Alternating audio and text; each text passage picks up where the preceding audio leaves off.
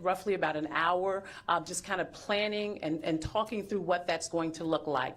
On the heels of the announcement from the President today regarding the executive order and my directive from the mayor is that we will begin more intense planning efforts after I leave this press conference.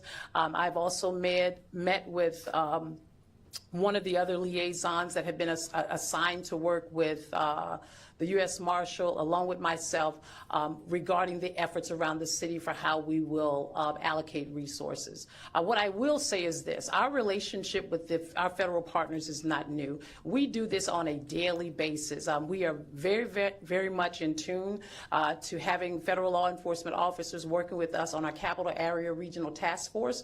Our federal partners work with us, especially on some of our warrant executions.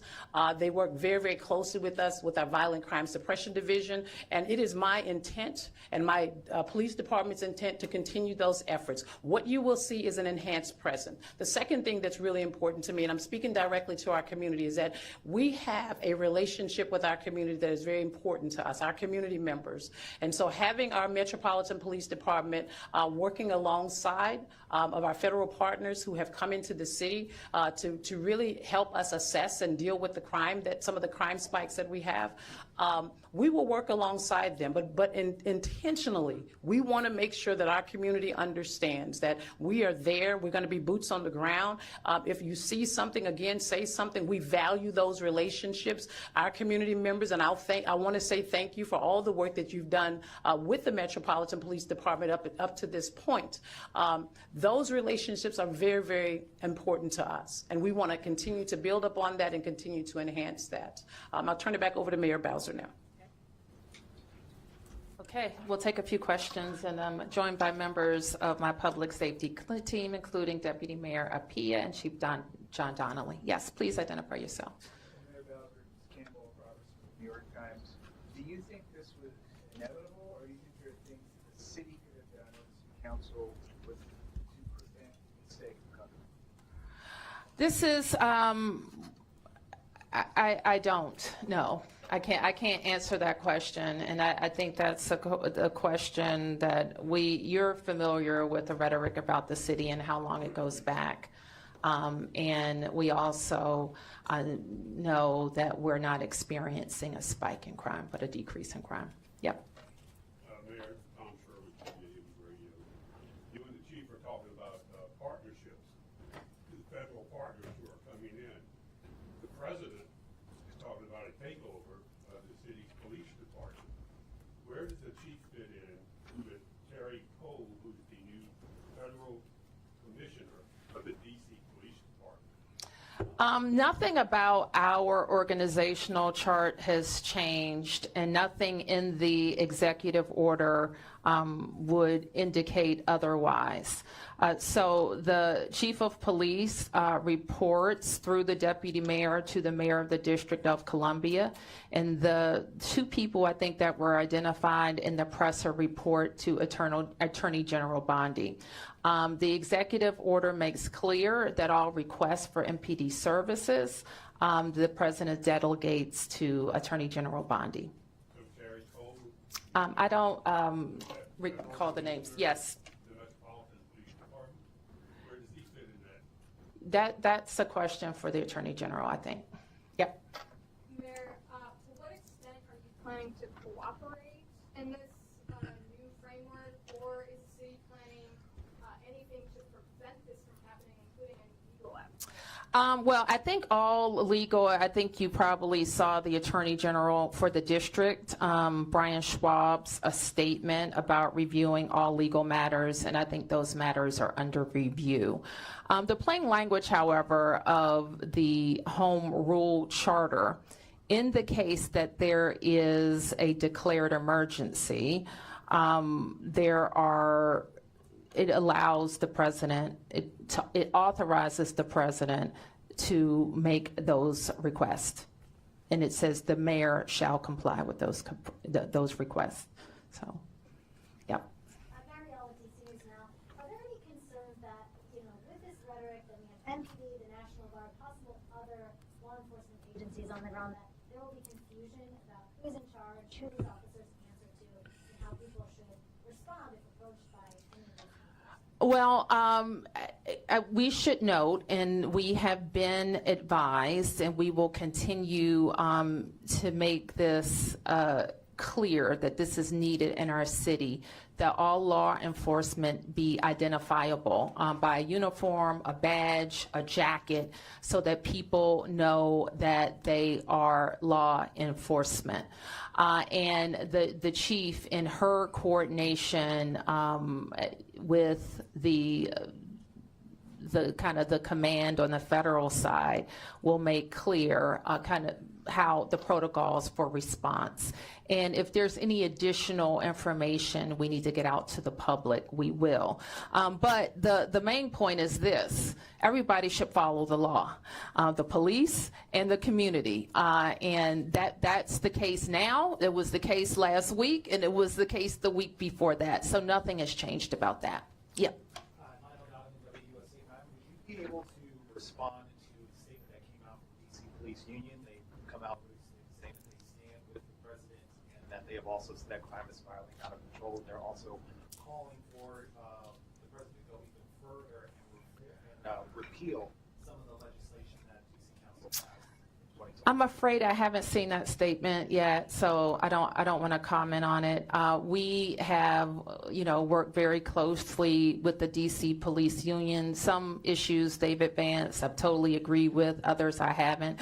One thing that we are squarely supportive of is making sure that our department can recruit more officers and get to a number that I think we need. We've worked cooperatively with them on recruitment and retention activities, on some other changes to the law that were very objectionable to the union and our members, and we will continue to do that.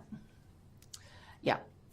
Peace and blessings, Madam Mayor. So, in what way, if any, does this change your strategy in terms of your relationship with the president? You've been pretty cooperative, pretty diplomatic, but he's saying one thing about crime, you're stating facts, and he's still infringing on your role as mayor. So, as far as your relationship and your strategy, are you what do you intend to do as far as, engaging with me? Well, we engage with all officials that impact the district, and that includes the president. So I don't expect that would change from our part. But as far as, if I may follow up. Sure. Are you going to go what some might consider a bit harder in pushing back against what he's trying to do? Will your tenor change or intensify? My tenor will be appropriate for what I think is important for the district. And what's important for the district is that we can take care of our citizens. And if people are concerned about a president's ability to have the MPD police department be responsive to the Department of Justice, the time to address that is when we're talking about statehood for DC.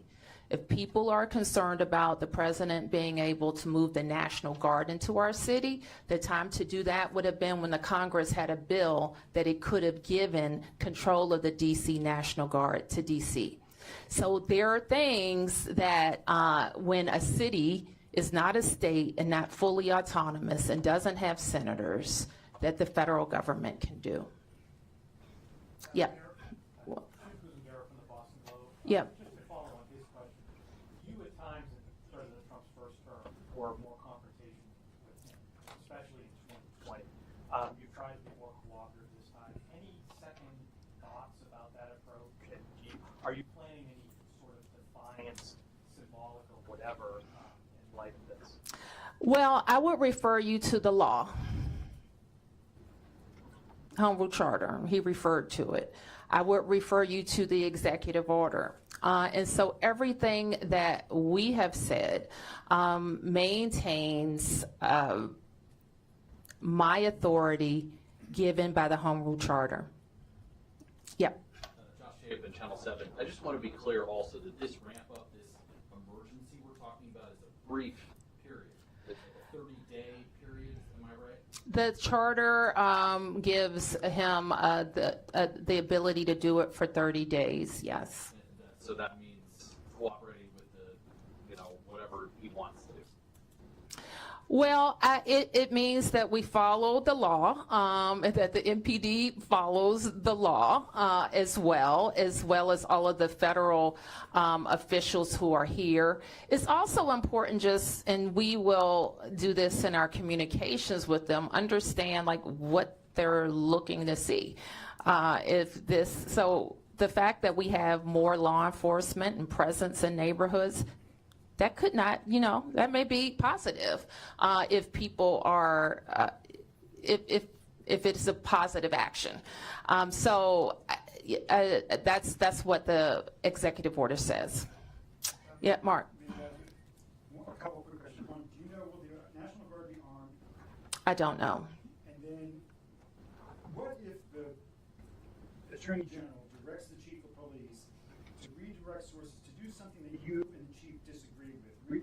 For instance, redirect resources from east of the river to the federal enclave or something like that. Will you comply with, you say you're going to follow the law, and you say you want to be cooperative. What if you get a directive from the White House or the Attorney General that you just steadfastly don't agree with and think it's the wrong move and would jeopardize public safety in other neighborhoods?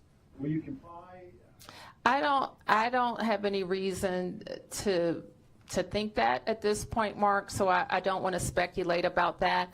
The executive order, as is the Home Rule Charter, is pretty clear that the directives have to be, the requests have to be related to federal purposes. And then can I ask, the President threatened to use not just the National Guard, but military, to bring the United States military, federal troops into the District of Columbia if needed. Can you respond to that threat? I mean, we're in uncharted waters already. A lot of people are seeing this as the first step in an assault on home rule, which the President has threatened. He's been making these threats since last year, and now he's carrying through with them. There's no reason to believe he won't go further. What do you say to the President about his threats to bring the military, not just the National Guard, but the military? We don't, and I think I speak for all Americans, we don't believe it's legal to use the American military against American citizens on American soil.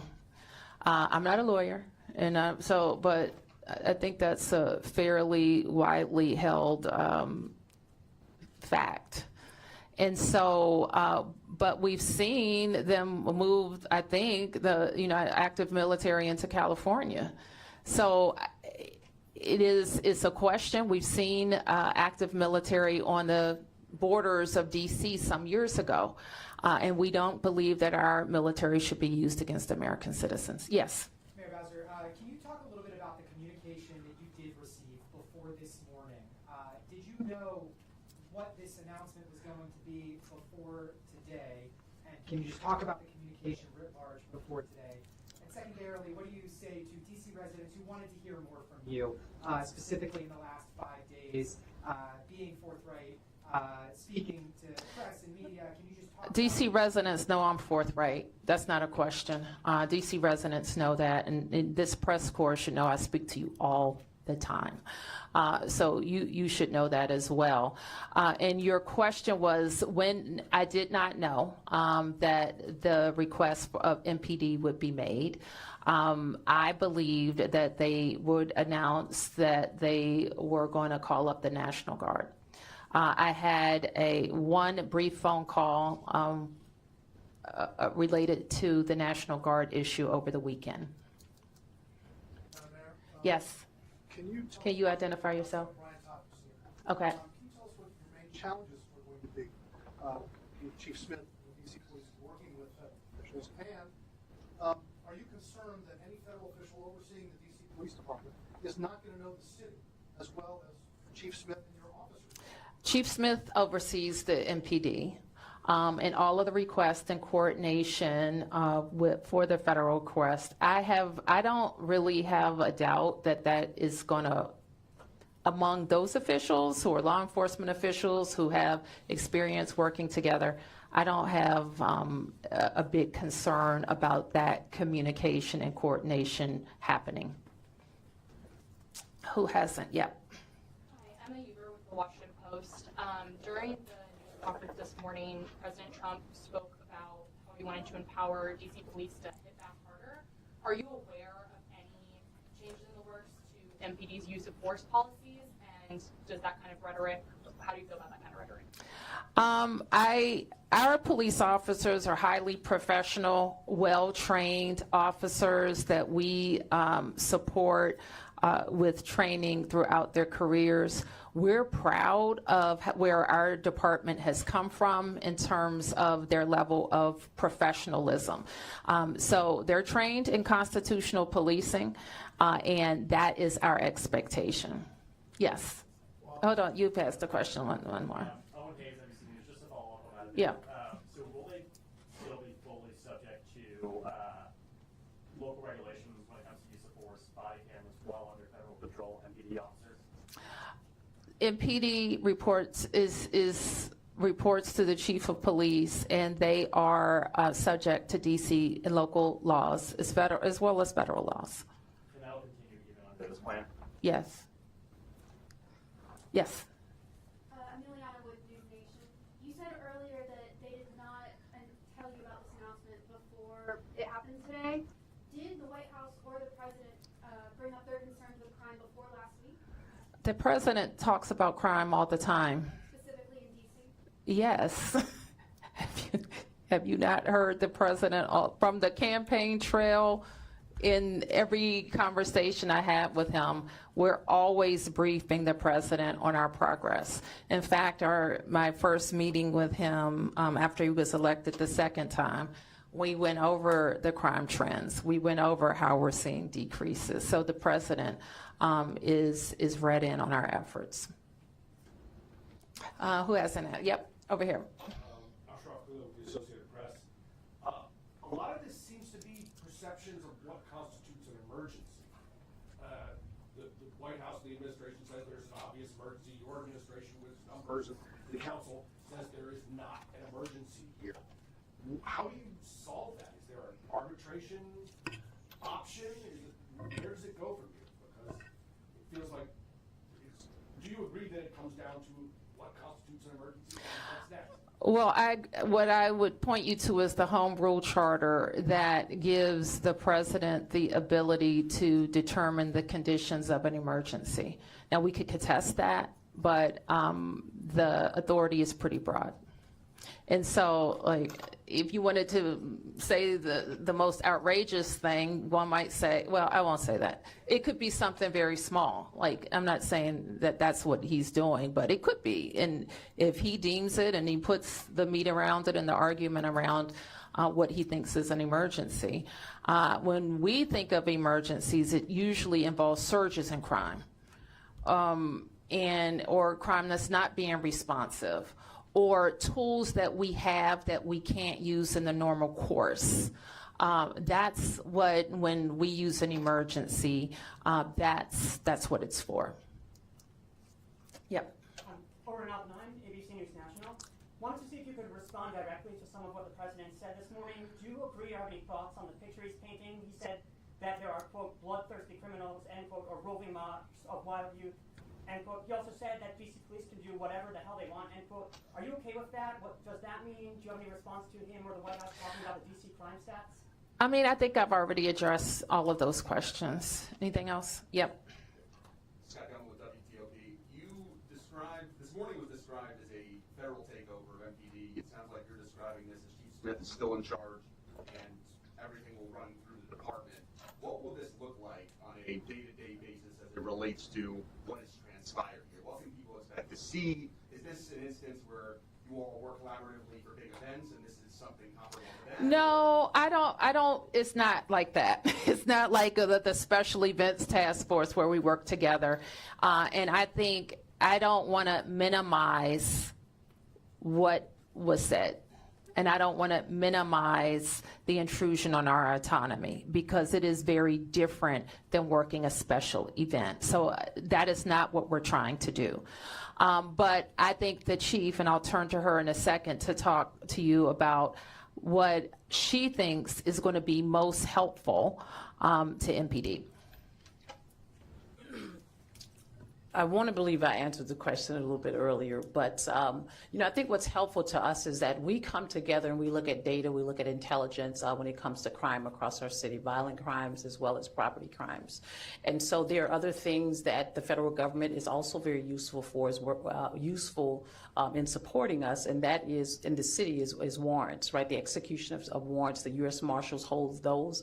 This will be an opportunity for us to come together and collaborate on being able to go out and execute warrants.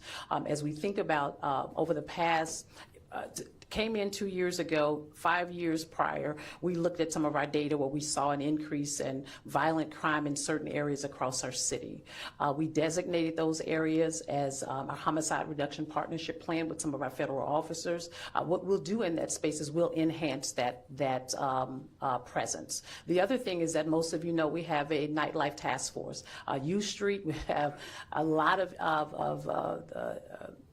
tourists, residents, individuals who come into our city on a Thursday night, Friday night, or Saturday night and enjoy the nightlife culture. We will also be able to utilize that enhanced presence in and around that area, and any other crime trends that we might see that will go forth.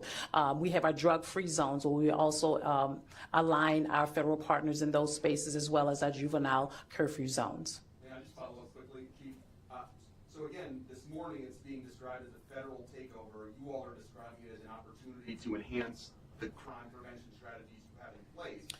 To the community who's confused about the discrepancies, where does it fall? Well, I just articulated to you where it falls. And what I mean by that is that with respect to the two federal partners who will be working alongside me, the operations and the administrative liaison, we have a meeting scheduled for today right after this meeting, and we will be able to create an operational plan for our city that will continue to keep our city safe. Chief Smith, I just have one question. You just broke the rule. Maybe somebody else haven't asked the question already. Okay, is that it? Okay, all right. Question. Could you Yes, sir. Data, a lot of you talked about, Mhm. data's come from MPD, Yep. saying that crime has been going down. However, this morning, Trump did cite a report where a sergeant was accused of messing with the crime numbers. So would you be able to respond to some of what Trump said directly this morning? Well, I cannot respond to any internal investigations, and I think, as you know, we do not talk about personnel actions with regards to our personnel. Sam. Two-part question. For me? Yes. Okay. And this is in regards to the youth. What is your professional assessment of how MPD has handled the so-called youth takeovers? And I guess the second part of my question might be more appropriate for the mayor, but. Well, can I ask the first question, then you can ask the mayor the second question. I think when it comes to the juveniles, and I've said this, I'm very passionate about young people who are going to do great things in our city, and we have a lot of young people who are moving in that trajectory and in that space. The problem is we have a small subset of young people who do not. And I've said to parents, you need to know where your children are. We've talked about this over and over again. The mayor has enacted an executive order so that I, as the chief, can designate juvenile curfew zones around our city so that we can still give young people the opportunity to be able to be in those spaces based on what the laws and the regulations state, but we won't allow the disruptive behavior. And we've seen that time and time again. We've looked at intelligence, we've looked at data. Sometimes we look at things that are on social media to help guide our decisions. We want young people to be safe in our city. We want them to be able to enjoy the activities of our city, but we're not going to tolerate that kind of criminal activity that we've seen in the past. The juvenile curfew zone that was enacted, we've seen a decrease in our juvenile participation in those locations. And Madam Mayor, Yes. I may, how effective would it be to federalize crimes that you commit? Because I keep hearing that from the U.S. Attorney for D.C., but how effective would that be as a crime prevention strategy? Well, I have had a pretty, we had a meeting with the U.S. Attorney for Janine Pirro last week, and she does have a lot of interest in juvenile crimes and how her office can be more engaged. What I committed to her then was having some conversations around the laws that she's concerned about with members of the council and seeing if there's any possibility of a omnibus to change that. With regard to who prosecutes or what crime she can prosecute, that's not a local law change. That would be a congressional change. So am I hearing you correctly, in saying that you would embrace the change in the three laws? I have a position on at least 2 or 3 of those I can refer you to. I would, because I'm going to get them mixed up in my head right now, but I will be happy to share that with you. Okay, I'll take a few more. Yep. Mary, along with those laws that Sam was just talking about earlier today, we also heard a focus on DC's bail system, being a cashless bail system. Was that part of your discussion? It's the first time I ever heard that come up in a situation with DC. DC has had a no cash, whatever you call it, cashless bail, I think since the mid-90s. So that's not anything new to our system. We do, and you know, that I was very, very focused in the last 2 years on having the council pass laws that would allow judges to hold violent offenders, those accused of a violent offense, pre-trial. And I believe that provision has led to our very substantial decrease in shootings and homicides. Yep. I wonder if you could specifically speak to some of the concerns that U.S. Attorney Bureau has raised about her perception of lenient sentencing for youth charged with violent crimes. Do you think that's an issue? And as she suggested, potentially charging in some instances prosecuting youth as adults, is that a potential solution, or do you agree with that? Well, the U.S. Attorney has the ability to prosecute youth for some crimes as adults. And I think she's interested in expanding that and possibly lowering the age. What I committed to her to do was look at all of the what's allowable in the law now, the types of crimes, working with the council, and working on some changes. So do you agree with her, though, that needs to be expanded, or do you think that is an unhelpful solution? I don't want to say right now, because that could mean a lot of things. We want to really analyze what we think would keep us safer, what the link to crime. I will say this, and this is, some of you are new to covering us and covering these issues, but I have been in my tenure of service very pro accountability. Okay, I am an accountability mayor. If you commit a crime in the district with a gun, there has to be accountability, and that's if you are an adult or if you are a juvenile. I don't think we always have that accountability. I think what was missing from the press conference a little bit earlier, however, is what people also don't know about the district. Our prosecutors are not local, okay? They don't get elected by anybody here. They don't report to any of us. They are appointed by the president. We've also had a period of time where some of the very good police arrests that have been made were not prosecuted by the U.S. Attorney's Office. So the prosecution is a federal element. Judges are appointed by the President of the United States as well. And so those are not local judges. They don't report to any of us. So that is a part of the federal system. So anytime we talk about crime in the district, it is part local and part federal that can make changes. All right, I'll take just a few more. Mark. Mayor Bowser, the president made numerous threats about removing homeless encampments and dealing with people in the district who are experiencing homelessness.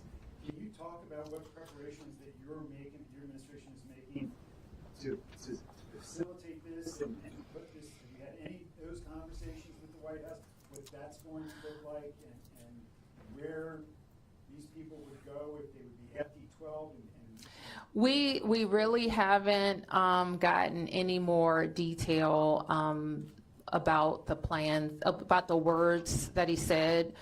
It wasn't referenced in the executive order that came down, so we're going to work. And I believe he had a previous executive order that also identified Attorney General Bondi as a point of contact as it relates to homelessness and such. So we'll follow up with her. Okay, last two questions. Yes. I want to go back again to the federal commissioner of the Metropolitan Police Department. It sounds like the chief has described this person very cold as an advisor, as a liaison, as something. The president, people were saying that person, this Terry Cole, is going to be in charge of the police department. I can't really comment on that, Tom. I can only tell you what's in the executive order, and that's what controls. Yep. Will DMH just be coordinated with law enforcement? Can you identify yourself? Hi, I'm with Street Sense Media. Okay. What's your name? Maddie Kessler. Okay. Thanks, Maddie. Will DMH just be coordinating with law enforcement when it comes to increasing chemical clearance for disaster for? And then if AG Bondi directs local law enforcement to arrest and move people experiencing homelessness out of DC, will Chief Smith comply? Well, let me just say what MPD needs to be focused on, and it's violent crime. We simply, like our force, when the chief deploys every day and every night, is focused on people who are committing crimes in the district. So I'll leave it at that.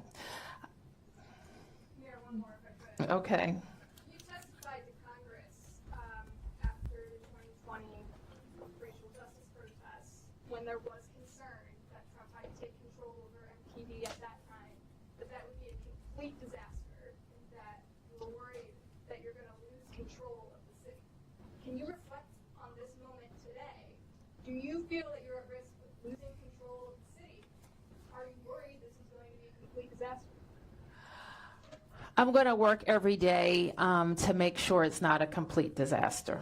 Let me put it that way. And I think that with Chief Smith's leadership and her expertise in both the federal space and the local space, we are going to do our level best to maintain, as the chief talked about, to maintain the trust that DC residents have in us. What could be a disaster is if we lose communities who won't call the police. That could be a disaster. What will be a disaster if communities won't talk to the police, if a crime has been committed and could help solve that crime. That could be a disaster. It would be a disaster if people who aren't committing crimes are antagonized into committing crimes. That would be a disaster. So we're going to work every day to get this emergency put to an end. I'll call it the so-called emergency, and continue to do our work. And at the same time, make sure that if these are like the law enforcement officers who are called, they're leaving their homes, their towns, maybe doing double shifts. If our National Guard are deployed, they're leaving their primary mission to come. We don't want their time to be wasted. We want to be strategic and work with them. But I'll end by saying this. If we know the tools that are available to the district if we are experiencing a surge in crime, and I put them in place before. It includes curfews. I've asked the council to pass emergency legislation. I've asked the Congress for additional funds. We've done all of those things. So there's nobody here, and certainly nobody who works for me, who wants to tolerate any level of crime. And I know it's frustrating sometimes to hear if I say our crime numbers have gone down, yet you've been a victim of crime. It doesn't matter to you if crime has gone down, if you were a victim or you know someone who is a victim.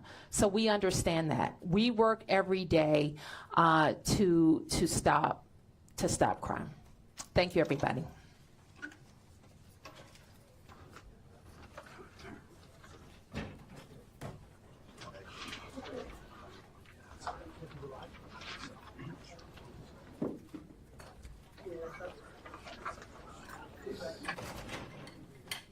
right now.